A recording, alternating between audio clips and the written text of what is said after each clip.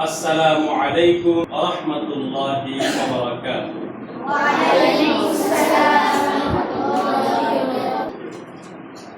আমাদের ক্লাসের আজকের প্রেজেন্টেশন আমরা তৈরি করব।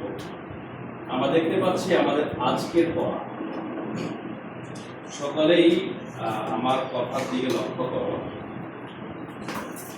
আজকে আমরা ব্যঞ্জন বর্ণ 25টি দিয়ে শব্দ লিখলাম। তো শব্দ শব্দ দুই প্রকার, এক দেশি শব্দ আর দুই হচ্ছে বিদেশি শব্দ। এক কি বলেছি? দুই দেশি শব্দগুলো আমরা শুদ্ধ উচ্চারণে বলবো, আর বিদেশি শব্দগুলো বিদেশের মতো হবে। বিদেশি শব্দগুলো বিদেশে যেভাবে উচ্চারণ করে সেভাবে উচ্চারণ করব। বুঝতে পেরেছ? খেয়াল করো তাহলে, আমার সাথে একটু পড়া সবাই। বিশুদ্ধ বাংলা উচ্চারণ ক্লাস।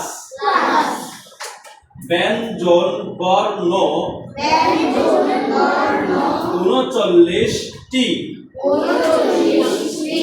ক কুরআন। এটা কি দেশি না বিদেশি? এটা বিদেশি শব্দ, আরবি শব্দ, ঠিক আছে না? আরবরা যেভাবে বলে সেভাবেই বলতে হবে। কুরআন। খ খাবার। গ গিবাদ। ঘ ঘুড়ি। ঙ ব্যাং। চ চুরি। এদের নিচে দাগ দিলাম না, মানে এটা বিদেশি শব্দ। সরজবর স, তার মানে দেব লা, তারপর স। সালাত কি হবে? এটা উচ্চারণ কি? ছ। এটা কিভাবে বলতে হবে? না, সালাত নয়, এটা বিদেশি শব্দ। এটা বলতে হবে সালাত। সালাত বর্গীয় জ। জাহাজ। ঝ ঝগড়া। ইয় মিয়া। ট টাকা।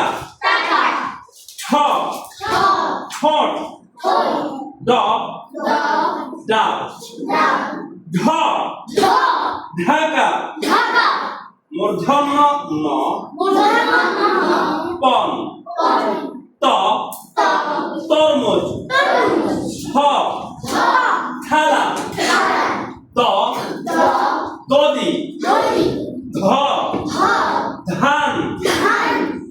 দন্তন্য দন্ত ন, এটা আরবি শব্দ। নবী, এটা নবী নয়, এটা আরবি শব্দ। যেহেতু আরবির মতো বলতে হবে। বিদেশি শব্দ নবী কি হবে? নবী। প সবাই বলো প পতাকা। ফ ফুল। ব বই। ভ ভোর। ম মা। আজকের জন্য আমাদের পড়া এগুলোই রইল। সবাই ভালো করে শিখে আসার চেষ্টা করবে। আল্লাহ আমাদের সবাইকে তৌফিক দান করুন। আল্লাহ